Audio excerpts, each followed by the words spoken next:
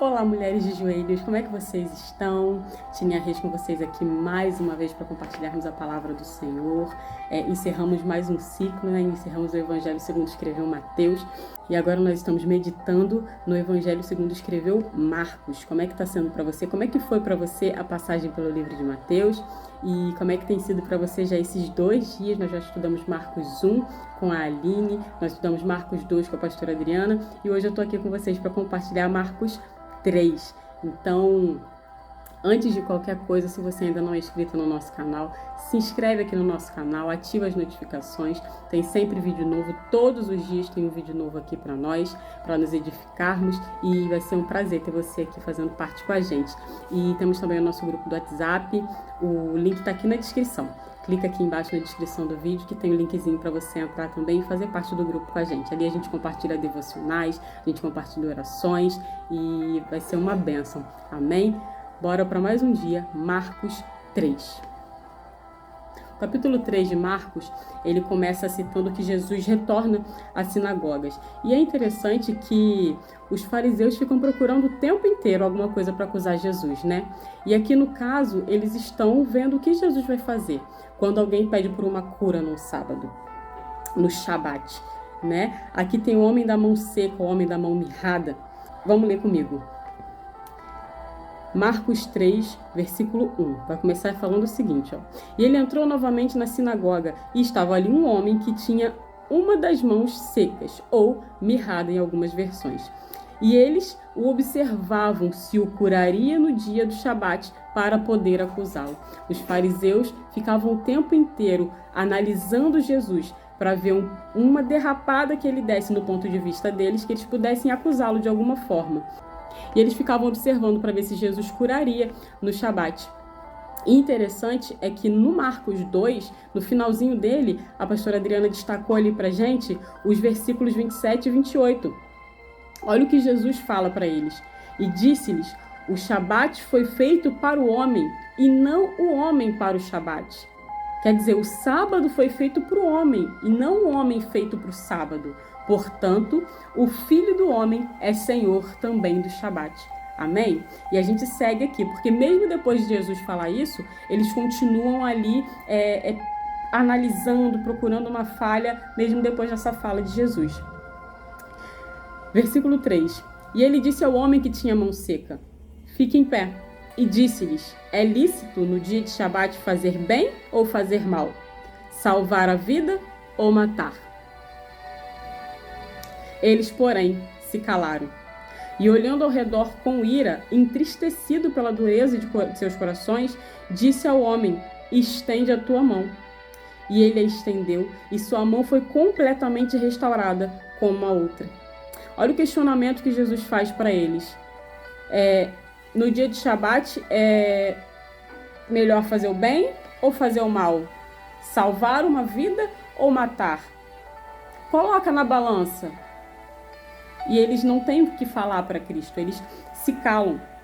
E Jesus ele fica irado com isso, por conta da dureza de coração. Olha como é sério, quando nós endurecemos o nosso coração para alguma situação, isso entristece o coração de Deus. Então que a gente possa se analisar as coisas que nós temos ponderado. Vamos fazer uma autoanálise aí, porque a dureza do coração entristece Deus. Amém? E os fariseus saindo dali, tomaram logo conselho com os herodianos contra ele.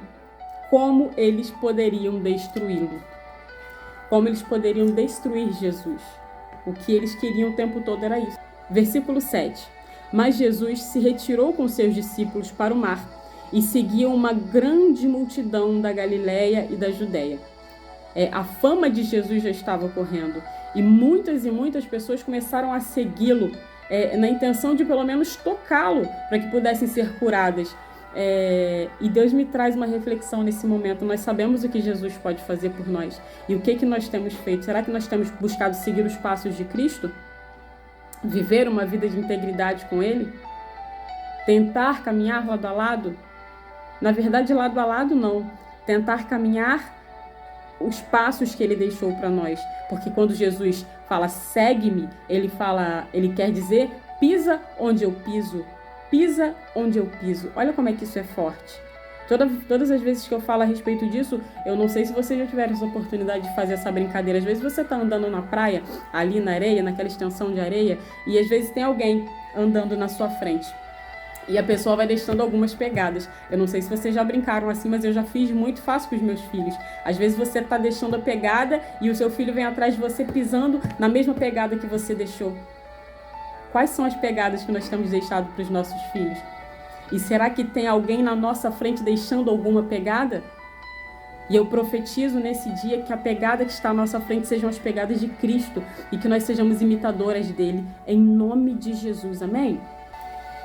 Continuando aqui o versículo 7, e seguia uma grande multidão da Galileia e da Judéia, e de Jerusalém, e de Idumeia, e do outro lado do Jordão, e dos de Tiro e Sidom, uma grande multidão que, ouvindo quão grandes coisas ele fazia, vinham até ele. E olha o que Jesus pede para os discípulos. Deixa sempre um barquinho esperando, por conta da multidão. Porque ele tinha curado a muitos, de modo que todos os que padeciam de algum mal pressionavam sobre ele para lhe tocarem. E os espíritos imundos, quando o viam, prostravam-se diante dele e clamavam, dizendo: Tu és o Filho de Deus. E ele os repreendia fortemente para que não o dessem a conhecer. E subiu a um monte e chamou a si os que ele queria e vieram a ele. Aqui a gente vai começar a falar da escolha dos 12 discípulos que acompanharam Jesus. O Senhor escolheu. Jesus escolheu quem ele queria que caminhasse junto com ele. Amém? Versículo 14. E ele ordenou... Versículo 14. E ele ordenou 12 para que estivessem com ele, e ele pudesse enviar para pregar e ter poder para curar enfermidades e expulsar a demônios. Eu acho lindo que aqui nessa passagem Jesus escolheu 12. Escolheu 12 para pregar, para ter poder de cura, poder de expulsar demônios. Como é que é hoje? Hoje só 12 tem esse poder? Ou o Senhor deu esse poder a nós? Nós temos esse poder. O Senhor nos dá essa autoridade hoje. Então hoje nós temos a autoridade de impor as nossas mãos e profetizar cura, profetizar libertação, expulsar demônios, sim. Mas esse poder quem nos dá é o nome de Jesus. Amém? E aqui eu vou falar agora, vou narrar quem são esses 12, a partir do versículo 16. Simão, a quem pôs o sobrenome de Pedro, Tiago, filho de Zebedeu, e João, irmão de Tiago, de sobrenome Boanerges, que significa filho do trovão, André e Filipe e Bartolomeu, e Mateus e Tomé e Tiago, filho de Alfeu, e Tadeu e Simão, o cananita, e Judas Iscariotes. Sim, Judas Iscariotes, Quem também o traiu. E eles entraram em uma casa. Versículo 20. E a multidão vinha junto outra vez, de tal modo que eles nem podiam comer pão. O envolvimento da multidão em querer estar com Cristo, em querer tocar Cristo, em querer ser curado, em querer ser liberto, era tanto que Jesus e os seus discípulos eles não conseguiam comer um pão sem que a multidão estivesse ali atrás, acompanhando, pressionando. E quando seus amigos ouviram isso, saíram para o prender, porque eles diziam, ele está fora de si. Aqui, a partir do versículo 22, a gente vai ver o que os escribas estavam falando a respeito de Jesus. Os escribas diziam que Jesus só poderia ser o príncipe de Satanás, o príncipe dos capetas, Porque ele expulsava os dele. Olha só. E olha o que Jesus vai falar. Aqui no 22 eles falam assim: os escribas que tinham descido de Jerusalém diziam: ele tem a Beelzebu e pelo príncipe dos demônios expulsa demônios. E chamando-os a si, disse-lhes por parábola. Olha o que Jesus vai falar. E isso aqui que Jesus vai falar é forte demais para a nossa vida hoje. hoje. Como pode Satanás expulsar Satanás? E se um reino se dividir contra si mesmo, tal reino não pode subsistir. E se uma casa se dividir contra si mesma, tal casa não pode subsistir. E se Satanás se levantar contra si mesmo e for dividido, não pode subsistir, antes tem um fim. Nenhum homem pode entrar na casa de um homem forte e saquear os seus bens, exceto se primeiro amarrar o homem forte e então lhe saquear a casa. Na verdade, eu vos digo, todos os pecados serão perdoados aos filhos dos homens e as blasfêmias com que tiverem blasfemado. Mas aquele que blasfemar contra o Espírito Santo nunca terá perdão, mas está em perigo de condenação eterna. Porque eles diziam, ele tem um espírito imundo. Olha que forte. Eles falam assim, você expulsa demônio porque você é um deles. E Jesus fala, não tem como esse tipo de reino subsistir. Não tem como esse tipo de reino avançar. E aí eu trago para dentro dos nossos lares isso hoje. Aqui, no versículo 25, ele vai falar assim, e se uma casa se dividir contra si mesma, tal casa não pode subsistir. Meus amados, minhas amadas, meus amados, eu não sei a realidade que você tem vivido dentro do seu lar, mas o Senhor me chama nessa tarde, nessa manhã, nessa noite, eu não sei o horário que você está assistindo esse vídeo, mas o Senhor me chama nesse momento para te chamar a atenção para algo. Como está o seu lar? Existem pontos no seu lar que estão trazendo contenda, que está trazendo diferença, muita divergência de opinião? O conselho que eu trago para você hoje é: ajusta esse farol, ajusta essa lente. Esposa, esposo, ajusta essa visão para o mesmo lado. É como se fosse um cabo de guerra. Enquanto tiver um puxando para cada lado, não tem como prosperar, não tem como evoluir. Mas quando nós entramos num senso comum e olhamos para o mesmo lado e caminhamos para a mesma direção dentro do nosso lar, as coisas prosperam. Que o Senhor nos dê sabedoria nesse dia para entendermos em que área da nossa vida nós estamos batendo cabeça com alguém, com o nosso cônjuge muitas das vezes. Filhos, parem de debater com os seus pais. Ouça atentamente os conselhos dos seus pais, em nome de Jesus. Esposas, esposos, tenham o hábito de conversar. Tenham amizade com seu marido, com a sua esposa. Em nome de Jesus, tenha tempo de mesa. Tenha tempo de mesa para que a tua casa não seja dividida, em nome de Jesus. E que todos os dias, quando você se assentar à mesa, dentro da sua casa, Jesus seja o convidado de honra. Em nome de Jesus. E se nós pudermos ir além, que Jesus seja o anfitrião, porque a casa é dele.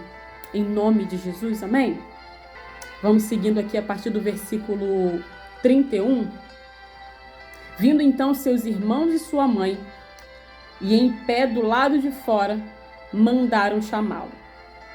A mãe de Jesus e seus irmãos estavam do lado de fora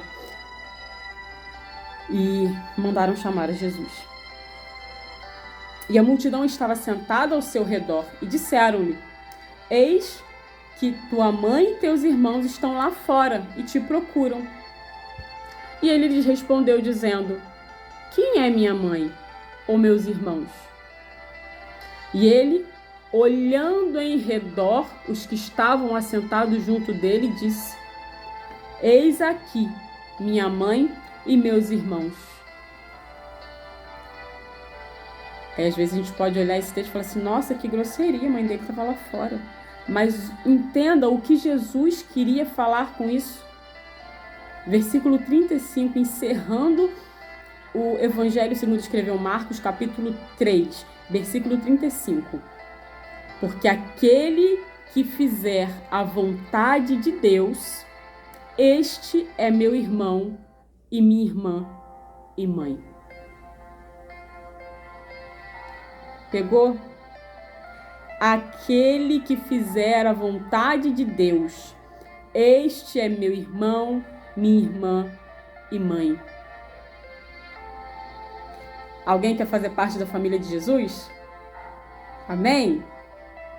Se você, como eu, quer fazer parte da família de Jesus, escolha Cristo e obedeça o que Deus tem falado.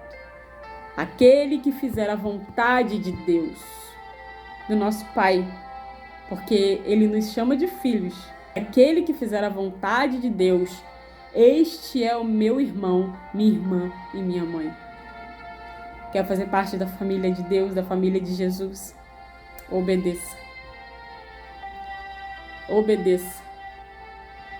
Confessa com a sua boca, crê com o seu coração que Jesus Cristo é o Senhor da nossa vida, na nossa casa. E faça a vontade dele, em nome de Jesus. Amém? Pai, muito obrigada por esse tempo, obrigada pela tua palavra, porque a tua palavra é vida, ela nos alimenta, Paizinho, obrigada. Obrigada por essa porção derramada sobre nós hoje, Pai. E nós te pedimos que, em nome de Jesus, nós entendamos o que é fazer parte da família de Cristo e que possamos caminhar em obediência contigo, Paizinho, em nome de Jesus. Em nome de Jesus. Guarda a nossa vida, guarda as nossas famílias, em nome de Jesus, Pai. Amém. E graças a Deus. Um beijo e até o próximo.